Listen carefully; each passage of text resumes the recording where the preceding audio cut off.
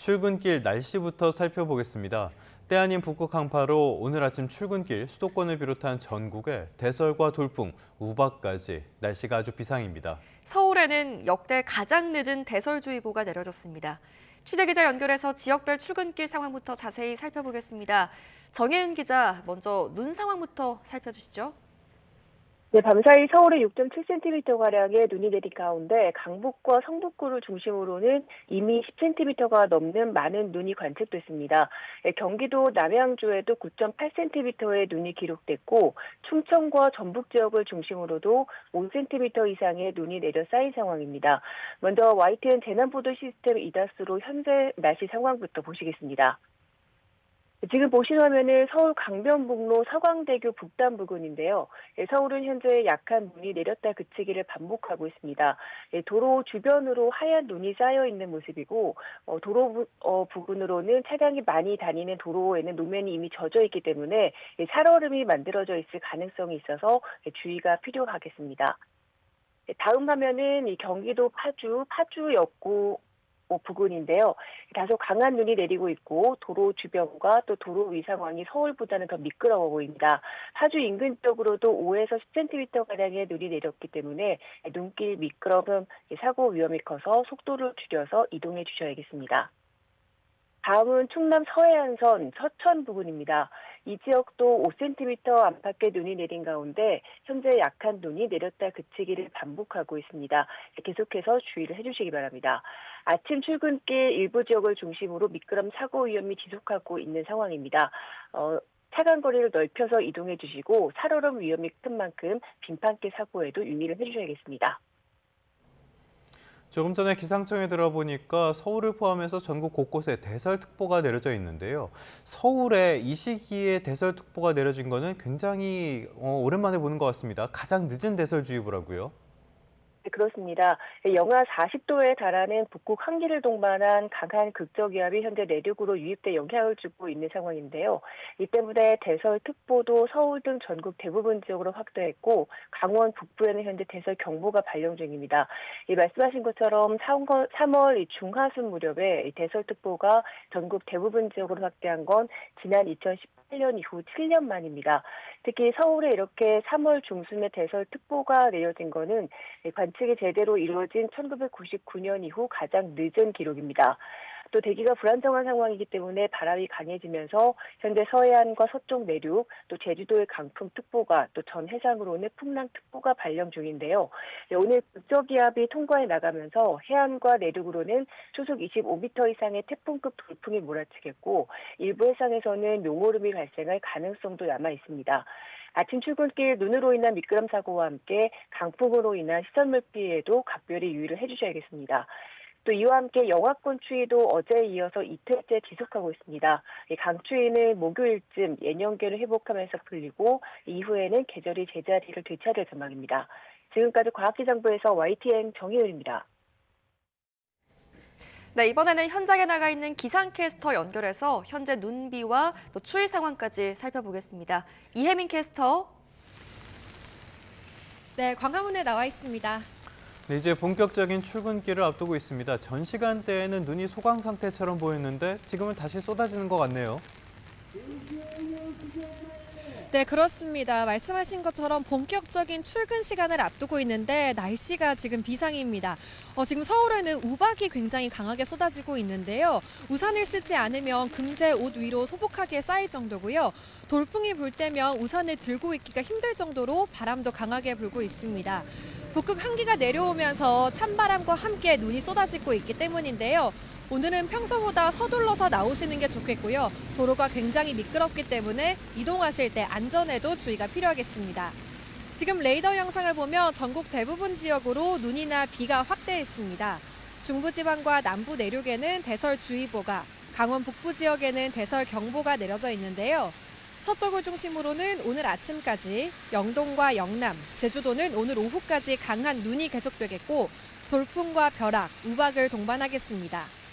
오늘 강원 산간과 북부 동해안에는 40cm 이상, 강원 내륙과 경북 북동부에 최고 20cm의 추가 폭설이 쏟아지겠고요. 경기 북동부와 충북, 전북 동부와 영남 내륙에 3에서 8, 서울 등 그 밖의 내륙에도 1에서 5cm의 눈이 더 오겠습니다. 거센 바람도 비상입니다. 전국적으로 초속 15m 안팎의 강풍이 부는 가운데 경기 서해안과 충남, 호남과 남부 해안 또 제주도에는 강풍주의보가 내려져 있습니다. 대부분 해상에는 풍랑주의보가 발령 중인데요. 해상 안전사고를 조심하시고 간판 등 날아갈 수 있는 시설물도 미리 점검을 하셔야겠습니다. 찬바람 탓에 날도 몹시 춥습니다. 현재 서울 기온은 0.5도, 대구는 2.3도를 보이고 있지만 체감온도는 영하권이고요. 낮 기온은 서울이 7도, 광주와 대구가 6도가 되겠는데요. 체감온도는 4도 정도 낮아서 어제보다 조금 더 쌀쌀하겠습니다. 오늘 눈은 늦은 오후에 서쪽 지역부터 점차 그치겠습니다. 서울의 경우 오후 3시 무렵이 되겠는데요. 영하권 꽃샘추위는 내일까지도 계속될 전망입니다. 지금까지 광화문에서 YTN 이혜민입니다. 다음 소식입니다. 우리나라가 미국의 민간 국가로 지정되면서 그 후폭풍이 만만치 않습니다. 이런 가운데 미국 에너지부가 한국이 미국 원자로 관련 기술을 유출하려 했다는 감사 보고서를 내놨습니다. 워싱턴 권준규 특파원입니다. 미국 에너지부 감사관실이 미 의회에 제출한 보고서입니다. 2023년 10월부터 1년 반 동안 적발한 주요 사건 9건 가운데 맨 위에 한국이 등장합니다. 아이다호 국립연구소의 한 계약직 직원이 원자로 설계 소프트웨어를 갖고 한국으로 가는 비행기에 탑승하려다 적발됐다는 겁니다. 해당 소프트웨어는 수출 통제 대상이자 연구소 특허 정보에 해당한다고 감사관실은 설명했습니다. 또 이메일과 메신저 기록을 조사한 결과 해당 정보가 수출 통제 대상이라는 사실을 이 직원이 인지하고 있었고 외국 정부와 소통한 흔적도 발견됐다고 밝혔습니다. 어느 나라인지 공개하진 않았지만 한국 정부일 가능성이 커 보입니다. 감사관실은 해당 직원이 해고됐고 보고서가 작성될 당시 미 연방수사국 FBI와 국토안보국의 수사를 받고 있었다고 덧붙였습니다. 미국 에너지부가 한국을 민감국가로 지정한 배경을 공개하지 않고 있는 가운데 이 사건이 영향을 미쳤을 가능성이 제기되고 있습니다. 국가안보와 핵 비확산 등과 함께 기술 보호도 민감국가 지정 이유가 될 수 있기 때문입니다. 앞서 외교부는 한국의 자체 핵 개발론이나 비상계엄 등이 아닌 연구소의 보안 규정 위반이 원인인 것으로 파악됐다고 밝혔습니다.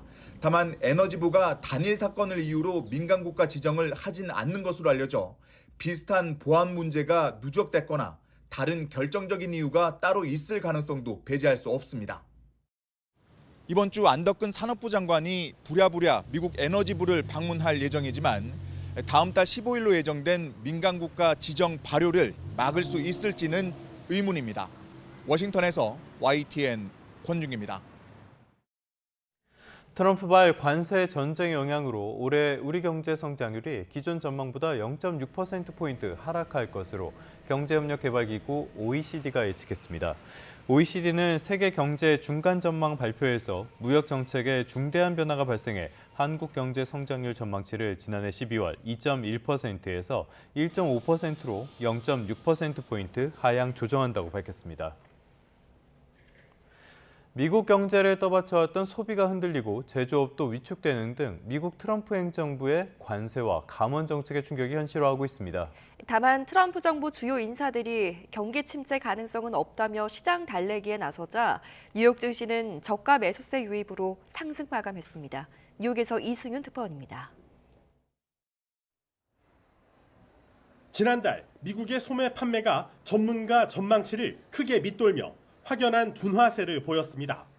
7,227억 달러로 전월 대비 0.2% 증가했지만 0.6% 증가를 예상한 전망치엔 미치지 못한 겁니다. 특히 레스토랑과 바의 매출이 13개월 만에 가장 큰 폭으로 감소해 미국 경제의 중추인 소비가 흔들리는 것으로 나타났습니다. 가계 재정의 핵심인 외식 매출도 줄어든 건 트럼프 대통령의 관세와 감원 정책의 여파가 현실로 다가오고 있음을 의미합니다. And I'm sorry people are going to get hurt, but everybody's suffering from inflation. So I feel bad for the government employees, but 이달 뉴욕 엠파이어 스테이트 제조업 지수는 마이너스 20으로 1년 10개월 만에 최저치를 기록하며 제조업도 위축 기미를 보이며 우려를 더했습니다. 하지만 스콧 베센트 재무장관은 경기 침체 가능성을 일축했습니다. I'm not worried about the markets. Over the long term, if we put good tax policy in place, deregulation, and energy security, the markets will do great. 뉴욕 증시 3대 지수는 안정세를 되찾아 동반 상승세로 마감했지만 다음 달 2일 상호 관세 발표를 앞두고 불안감은 여전합니다. 이에 따라 메이시스와 콜스, 월마트, 타겟 등 미국 소매 업체들도 올해 실적 기대치를 낮추는 등 경기 침체 우려가 점점 현실화하고 있습니다. 뉴욕에서 YTN 이승윤입니다. 트럼프 미국 대통령과 푸틴 러시아 대통령이 조만간 통화를 앞둔 가운데 백악관은 어느 때보다 종전 합의에 가까워졌다면서 기대감을 드러냈습니다. 반면 러시아는 통화는 하지만 두 정상이 만날 계획은 아직 없다면서 신중한 입장입니다. 이경아 기자입니다. 앞서 트럼프 대통령은 푸틴 대통령과 현지 시간 18일 통화할 것이라고 공개한 뒤 전쟁을 끝낼 좋은 기회가 왔다고 말했습니다. 백악관도 통화가 예정돼 있다고 확인하며 기대감을 드러냈습니다. I won't get ahead of those negotiations, but I can say we are on the 10th yard line of peace, and we've never been closer to a peace deal than we are in this moment. And the president, as you know, is determined to get one done. 트럼프 대통령은 우크라이나와 러시아 간 특정 자산 분할과 관련한 대화가 진행 중이라고 밝혔습니다. 영토와 발전소 등을 나누는 문제가 협상의 초점이라고 설명했습니다. 미국은 구체적인 의제를 거론하며 평화 협상을 낙관하고 있지만 러시아는 신중한 입장입니다. Мы никогда этого не делаем, никогда не опережаем события. Разговор действительно готовится, но в нашем понимании, конечно же. 페스코프 대변인은 또 두 정상이 통화는 하지만 만날 예정은 아직 없다고 밝혔습니다. 러시아는 종전의 조건으로 우크라이나의 나토 가입을 막고 돈바스 등 동부 점령지를 넘길 것을 요구하고 있습니다. 자국의 유리한 조건을 관철하겠다는 입장을 강조하면서 러시아는 미국과 다양한 채널로 대화를 복원하며 빠르게 거리를 좁혀가고 있습니다. 유럽의 우크라이나 평화유지군 파견에 대해서는 러시아를 적으로 삼아 유럽을 군사화하려는 시도라며 강력히 경고했습니다. YTN 이경아입니다. 트럼프 미국 대통령은 미국과 관세 전쟁을 벌이고 있는 중국의 시진핑 국가주석이 머지않아 미국을 방문할 것이라고 밝혔습니다. 앞서 월스트리트 저널은 트럼프 집권 2기 첫 미중 정상회담을 6월에 개최하는 방안이 논의되고 있다며 두 정상 모두 생일이 6월이어서 생일 정상회담 의미도 있다고 전했습니다.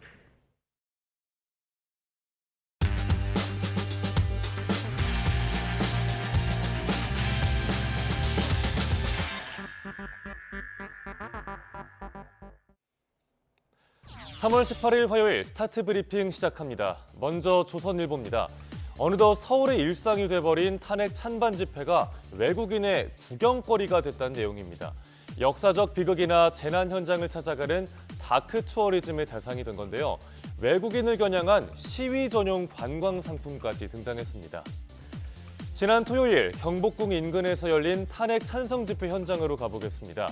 집회 참가자들의 모습을 외국인 관광객들이 휴대폰으로 찍고 있습니다. 여의도 국회의사당 쪽에선 한국인 가이드가 비상계엄 선포와 해제 과정을 설명하면서 다크 투어리즘 해설을 하기도 합니다. 한국에 도착한 뒤에는 사람 제일 많은 시위 현장으로 가달라고 택시기사에게 요청하는 관광객도 많고요. 또 서울 시내 주요 호텔도 집회 뷰가 나오는 방으로 예약해달라는 문의가 이어진다고 합니다.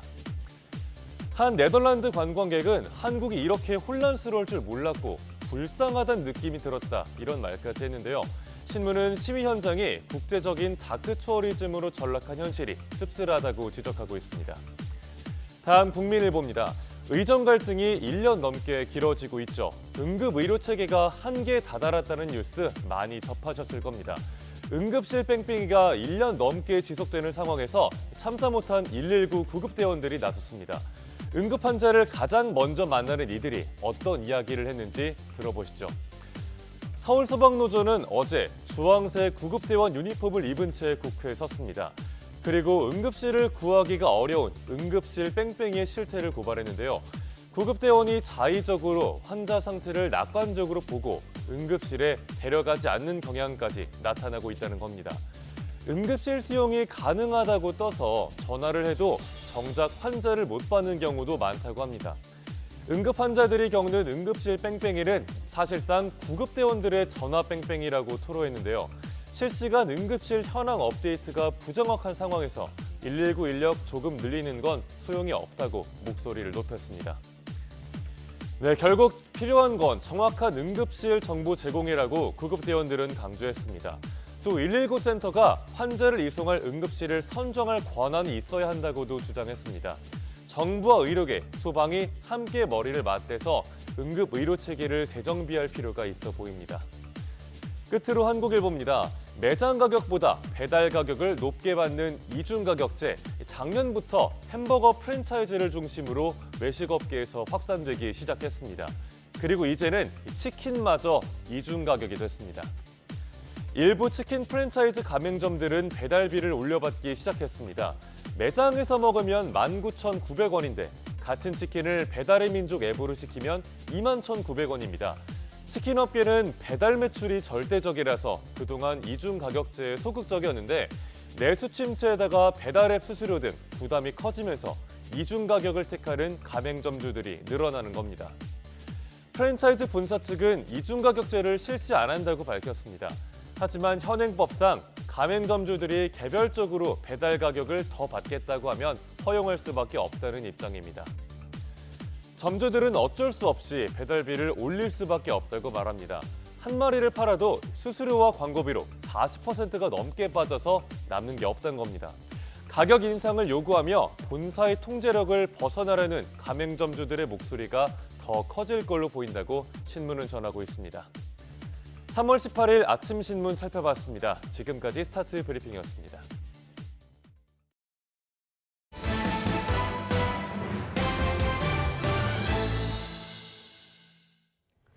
윤 대통령 탄핵 국면 소식도 살펴보겠습니다. 윤 대통령의 탄핵 심판 결론을 놓고 매일 재판관들의 평의가 진행되고 있습니다. YTN 취재 결과 헌법재판관들이 최종 의견을 밝히는 평결 절차가 임박한 것으로 보입니다. 이번 주 후반 선고 가능성이 크다는 분석입니다. 신지원 기자입니다.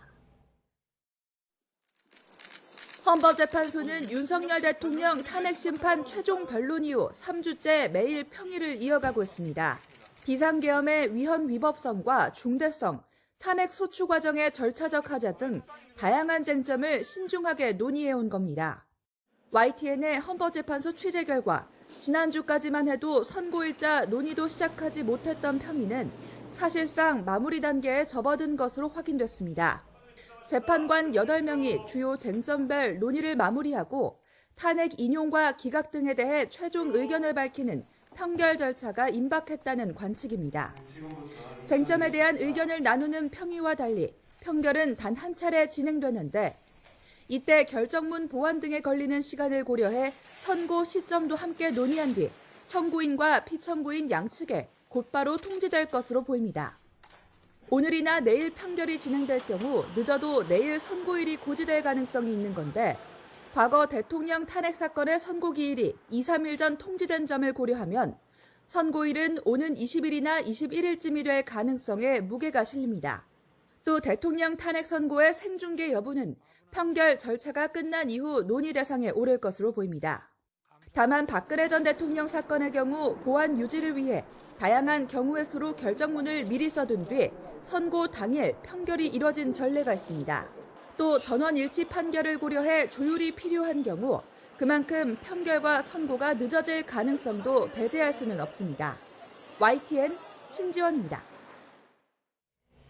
대통령 석방 이후에 주춤하던 여권 내 잠재적 대선 후보들이 주요 인사를 만나거나 책을 출간하면서 다시 활동 반경을 넓히고 있습니다. 민주당 이재명 대표는 인공지능 석학과의 대담을 예고했는데 경제정책 행보에 공을 들이는 모습입니다. 김다연 기자입니다. 부산에서의 북콘서트 이후 일주일 만에 공식 일정에 나선 국민의힘 한동훈 전 대표는 종교계 인사를 잇따라 만났습니다. 탄핵 전국 책임에서 크게 자유롭지 못하다는 쓴소리에 많이 배우겠다고 자세를 낮추며 통합 행보를 보이겠다고 거듭 강조했습니다. 우리 국민들 모두에게 불안하고 힘든 때입니다. 종교 지도자들의 통합과 화합 그리고 치유의 정신이 정말 필요할 거라고 생각해요. 박정희 전 대통령 생가를 방문한 데 이어 이명박 전 대통령을 찾은 안철수 의원도 역시 여당이 하나가 돼야 함을 부각했습니다. 지금 사실 국론이 굉장히 분열되고 전국이 혼란해서 정말 큰 불상사가 일어나지 않을까. 종교계나 전직 대통령 예방은 당내 기반을 다지고 보수 지지층의 마음을 얻기 위한 필수 코스로 여겨지는 만큼 대통령 석방 이후 주춤하던 잠룡들의 행보가 대통령 탄핵 심판 선고일이 다가오면서 다시 꿈틀대는 분위기입니다. 오세훈 시장은 오는 24일을 저서 출간일로 정했는데 그때쯤엔 탄핵 심판 결론이 나올 거란 판단도 깔린 거로 풀이됩니다.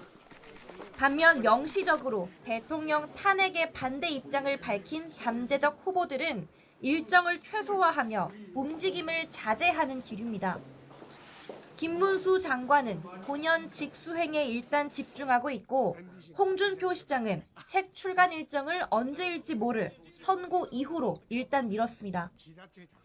연일 중도와 실용 노선을 띄우는 민주당은 이재명 대표를 준비된 미래 지도자 이미지로 만드는 데 당력을 집중하고 있습니다. 오는 20일 처음으로 삼성전자 이재용 회장을 만나는 데 이어 오는 주말엔 베스트셀러 사피엔스를 쓴 유발 하라리 교수와 인공지능을 주제로 한 대담을 예고했습니다. 당 차원에서 내놓은 전세 계약을 10년 보장하는 내용의 민생 의제를 두고 전세값 폭등과 물량 감소로 이어질 거란 비판이 이어지자 이 대표는 개인적으로 바람직하지 않다고 생각한다며 직접 진화에 나서기도 했습니다. 선고일이 다가올수록 잠재적 여권 주자들은 강성 지지층에 밉보일까 몸을 낮추면서도 어떤 결과가 나와도 조기 대선은 불가피하다며 명분을 쌓아가고 있습니다. 상대적으로 운신의 폭이 넓어 보이는 이재명 대표는 공약에 가까운 정책들을 쏟아내고 있지만 오락가락 행보에 조급함이 느껴진다는 분석도 나옵니다. YTN 김다현입니다. 조금 전에 들어온 소식 하나 짚어보겠습니다. 수도권에 내린 폭설로 의정부 경전철 운행이 중단되면서 출근길 시민들이 불편을 겪고 있습니다. 의정부 경전철 측은 열차를 감지하는 선로 신호기마다 눈이 쌓이면서 오늘 새벽 5시 반쯤부터 모든 구간의 전동차 운행을 멈췄다고 밝혔습니다. 이쪽은 역마다 직원들이 시민들에게 다른 교통수단을 이용하도록 안내하고 있다고 설명을 했는데요. 신호기 위에 내려앉은 눈을 치우는 등 복구 조치를 취하고 있다고 덧붙였습니다. 말씀드린 것처럼 지금 의정부 경전철의 운행이 중단됐다는 소식인데요. 이 내용은 자세한 내용이 들어오면 다시 한번 전해드리도록 하겠습니다. 다음 소식으로 바로 이어가도록 하겠습니다. 문을 열면서 말씀을 드린 것처럼 3월 중순에 때늦은 눈이 쏟아지고 있습니다. 곳에 따라 아침까지 강한 눈이 내리면서 출근길 교통 불편도 우려됩니다. 현장에 취재기자 나가 있습니다. 윤웅성 기자. 네, 서울 수유역입니다. 눈이 많이 내리네요. 어떻습니까? 네, 눈이 내렸다 그쳤다를 반복하고 있었는데 보시다시피 방금 전부터는 강한 눈발이 좀 날리고 있습니다. 밤사이 제설 작업도 이루어졌지만 도로 곳곳에는 아직 눈이 쌓여 있는 상태고요. 특히 인도에는 아직 많이 눈이 남아있어서 시민들이 종종 걸음을 하는 모습도 볼 수 있습니다. 현재 서울과 인천, 경기 등 수도권 전역에 대설주의보가 내려져 있습니다. 서울 기준으로는 역대 가장 늦은 대설특보입니다. 현재까지 내린 눈의 양은 서울 강북 11.9cm, 관악 9.5cm, 인천 부평 4.4cm, 경기 남양주 9.8cm, 의정부 9cm 등입니다.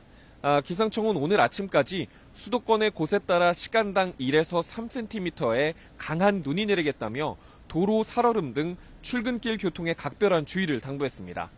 또 인천 전 지역과 안산과 시흥 등 경기 5개 시군에는 강풍주의보도 내려져 있어 시설물 관리 등 안전사고에도 주의가 필요한 상황입니다.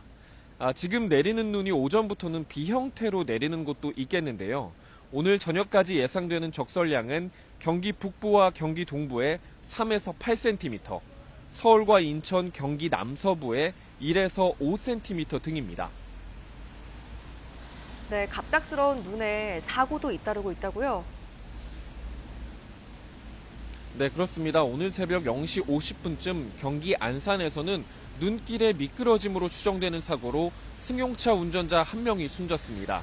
행정안전부는 수도권 등 중부지방에 대설특보가 발효됨에 따라 어젯밤 11시를 기해 중앙재난안전대책본부 1단계를 가동했습니다. 중대본은 북한산 등 15개 국립공원 369개 구간을 통제했고 인천과 백령도로로 가는 배평 등 53개 항로, 여객선 66척도 안전을 위해 운행을 중단했습니다. 지자체와 한국도로공사도 주요 구간에 제설제를 뿌리는 등 안전조치에 나섰습니다. 지금까지 서울 수유역에서 YTN 윤웅성입니다. 어젯밤 천안 논산 고속도로를 달리던 대형 화물차와 SUV 등 세대가 잇따라 추돌했습니다. 운전자 1명이 숨지고 1명은 치료를 받고 있는데 이외에도 곳곳에서 인명피해 사고가 발생했습니다. 밤사이 사고 소식 손재인 기자가 보도합니다. 이리저리 뒤엉킨 차들이 고속도로 2개 차로를 꽉 막고 멈춰서 있습니다. SUV 차체의 절반은 형체를 알아보기 어려울 정도로 짓이겨 부서져 있습니다. 어젯밤 11시 반쯤 천안 논산고속도로 천안 방향 선운산 나들목 근처를 달리던 차량 3대가 잇따라 추돌했습니다. SUV 운전자와 함께 병원으로 옮겨진 3톤 화물차 운전자는 결국 숨졌고 1시간가량 일대 통행도 제한됐습니다. 승용차 앞부분은 아예 없어진 상태예요. 지금 길이 완전히 막혔어요. 경찰은 화물차끼리 추돌한 이후 뒤이어오던 SUV가 연쇄사고를 낸 거로 보고 있습니다. 3시간 전쯤 경기 부천시 오정산업단지 근처 사거리에서 택시와 SUV가 부딪히는 사고가 났습니다.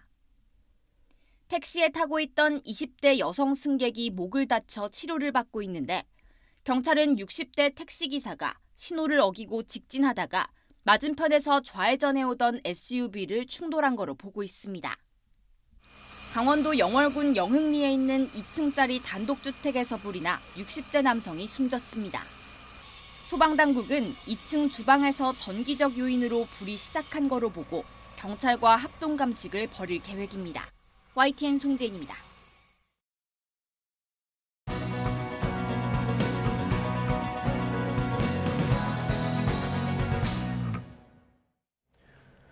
미국이 우리나라를 민감 국가로 지정했다. 그 후폭풍이 정말 만만치가 않습니다.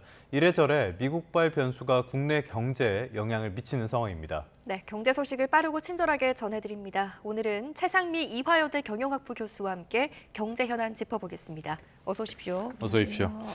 민감 국가로 지정됐다. 이 단어 저는 사실 굉장히 생소한 단어더라고요. 민감 국가가 뭔지부터 좀 짚어보고 가겠습니다. 네, 이제 보시면 미국의 민감 국가 및 지정, 기타 지정 국가 목록이라고 있거든요. 근데 이제 미국 에너지부가 미국의 국가 안보와 그다음에 경제 안보에 위협이 될 만한 이런 국가들을 가능성 있는 국가들을 목록으로 관리하는 이런 특별 관리하는 제도라고 보시면 되겠습니다. 이 명단에 이제 포함이 되게 되면요, 미국의 첨단 기술, 특히 이제 원자력이나 뭐 핵무기, 그다음에 인공지능에 대한 접근이 제한된다 이렇게 보이는 건데 이게 뭐냐면 미국과의 연구 협력, 그다음에 기술 공유 관련돼서 이제 제약이 된다.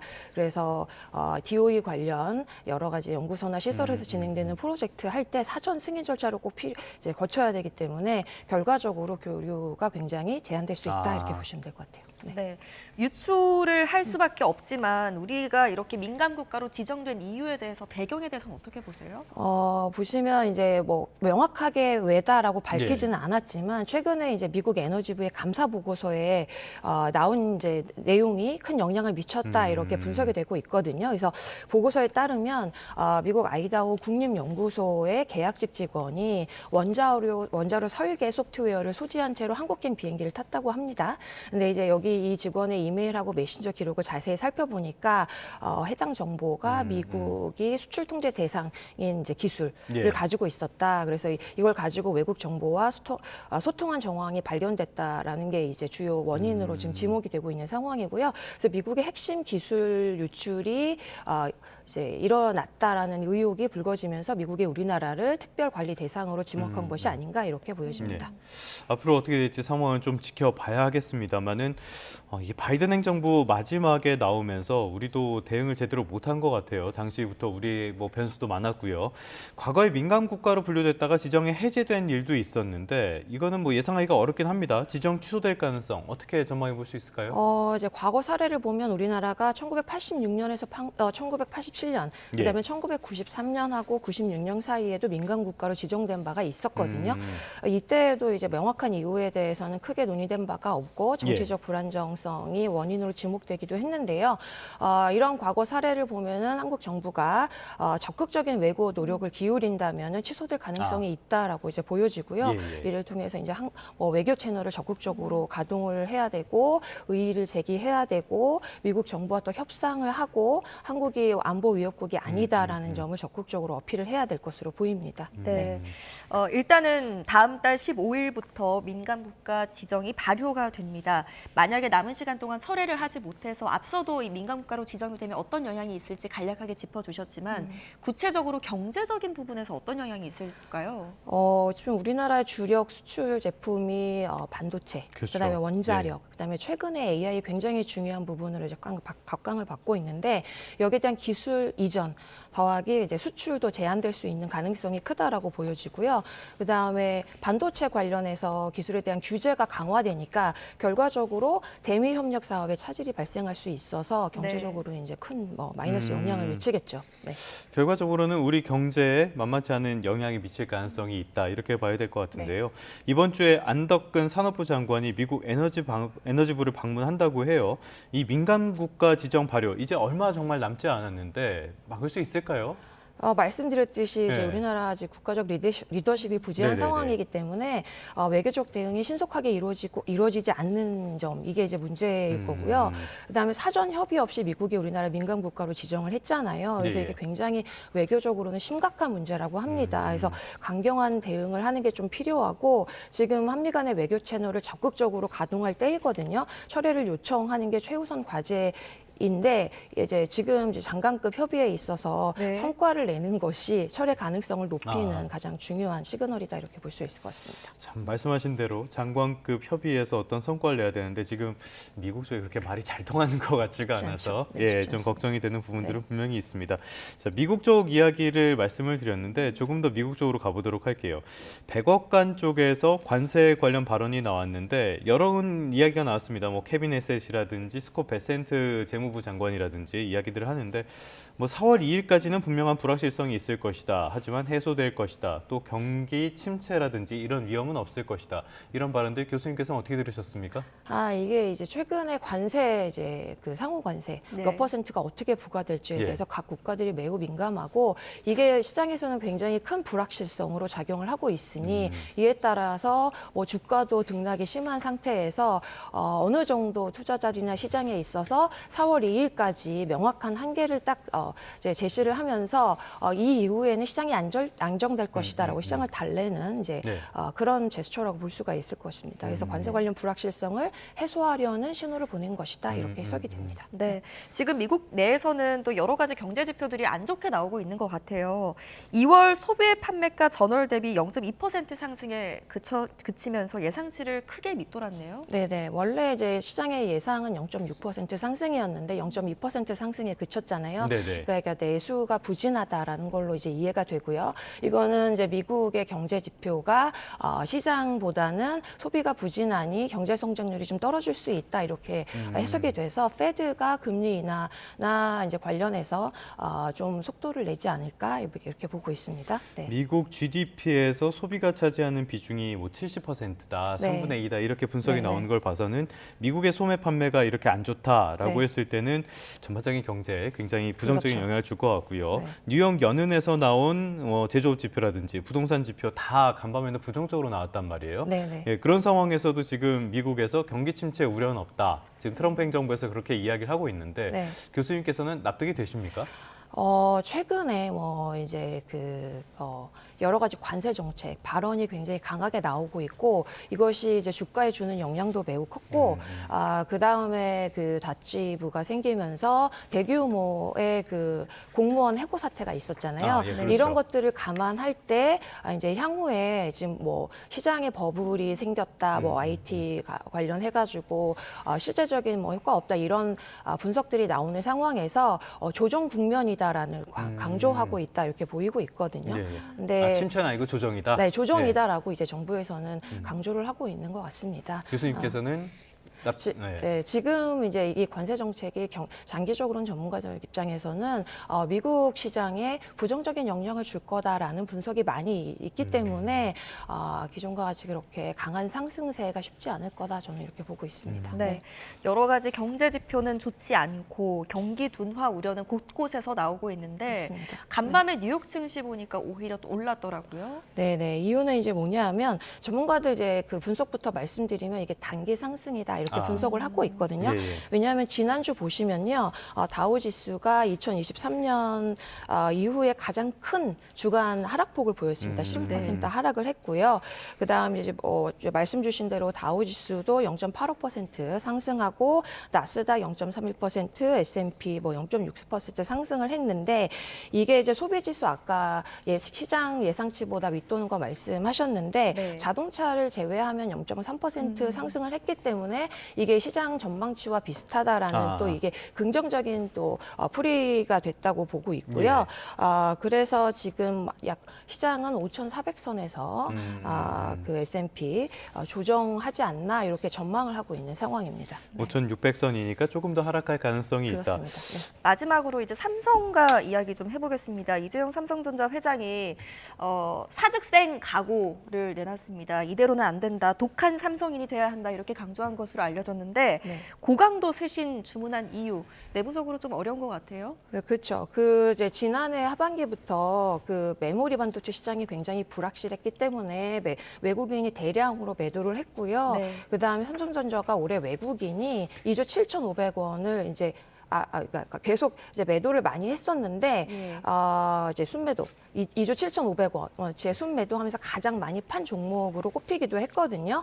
근데 어제 보면은 이제 단기 상승을 했습니다. 5%. 급등했더라고요. 네, 급등을 했죠. 그래서 외국인이 대량 매수로 돌아섰다라는 점에서 의미가 굉장히 큰데 이 중에 하나 이유로 이제 그 이재용 회장이 사직생 발언을 했다. 그래서 이제 경영 혁신하고 적극적인 반도체 시장에 대한 대응을 주문을 해서 투자 심리가 개선됐다 이렇게 분석을 하고 있는데요. 이제 보시면 삼성전자 주가가 최근 1년간 한 20% 하락을 했단 말이죠.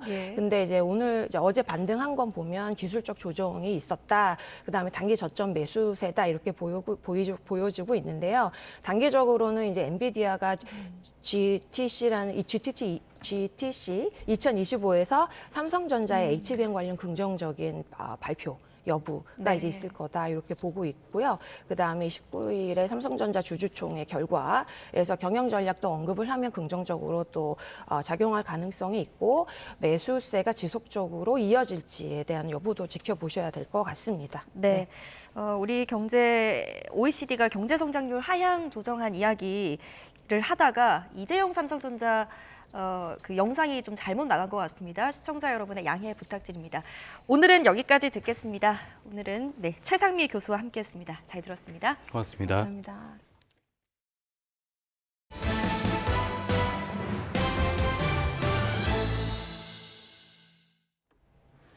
홈플러스가 현금 사정이 안 좋아 그랬을 수는 있지만 지난해 유독 증권 발행이 급증했고요. 기습적인 기업회생 신청 직전인 지난달에는 발행액이 최근 2년 사이에 최대였던 것으로 나타났습니다. 만약 신용등급 하락과 그 이후 기업회생 신청을 감안한 결정이었다면 그 파장이 커질 것으로 보입니다. 류환홍 기자입니다.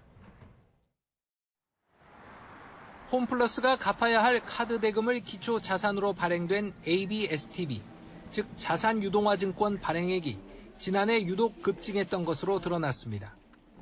더불어민주당 이인영 의원실이 홈플러스 자산유동화증권 주관사 신영증권으로부터 받은 자료를 보면 지난해 발행액이 1년 전보다 30%나 급증을 했습니다. 그뿐만 아니라 기습적으로 기업 회생을 신청하기 직전이라 할 지난해 11월부터 발행액이 급격히 증가해 지난달엔 최근 2년 새 최대인 1,518억 원을 기록했습니다. 현금 사정이 안 좋아 유동성 확보를 위해 그랬을 수 있지만 만에 하나 등급 하락과 그 이후 기업 회생 신청을 내다본 결정이었다면 불안전 판매를 넘어 사기 판매가 될 수도 있습니다. 지난 2013년 동양그룹은 재무 위기를 숨긴 채 기업어음과 회사채를 대량 판매한 후 법정 관리를 신청했다가 현재현 회장이 사기 혐의로 징역 7년형을 받은 적이 있습니다.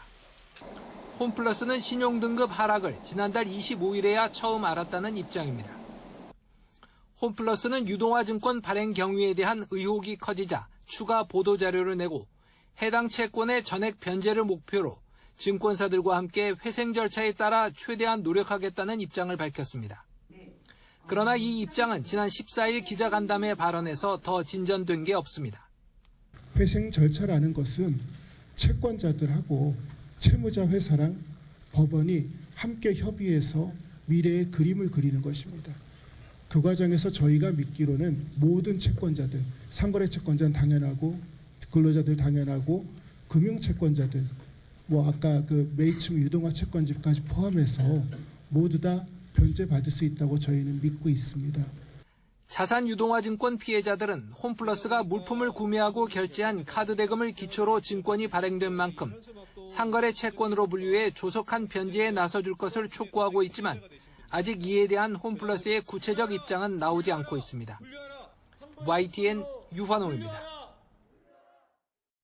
지난 주말 미국 중서부와 남부를 강타한 폭풍으로 8개 주에서 최소 40명이 숨졌다고 뉴욕타임스 등 미국 언론이 보도했습니다.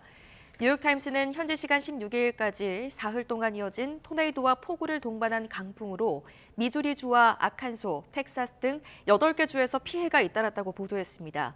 특히 지난 주말 12개의 토네이도가 발생한 미시시피주에서는 최대 시속 179km의 토네이도로 최소 6명이 숨지고 200여 명이 집을 잃은 것으로 나타났습니다. 끝으로 출근길 날씨 살펴보겠습니다. 현장에 나가 있는 기상캐스터 연결해봅니다. 고은재 캐스터. 네, 광화문에 나와 있습니다.